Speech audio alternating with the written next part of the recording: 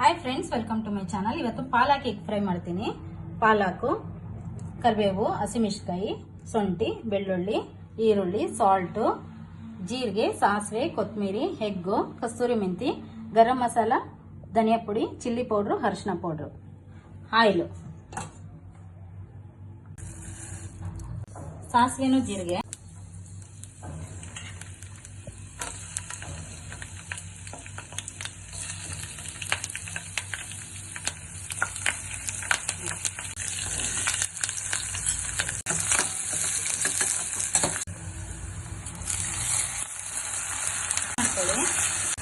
ಅರಿಶಿನ ಪುಡಿ, chilli powder,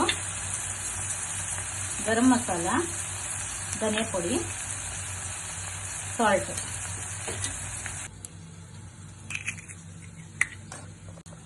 ಸ್ವಲ್ಪ ಸಾಲ್ಟು, ಚಿಲ್ಲಿ ಪೌಡ್ರು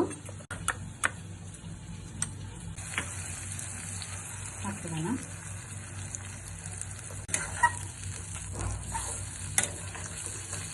ಲಾಸ್ಟಲ್ಲಿ ಕಸ್ತೂರಿ ಮೆಂತ್ಯ.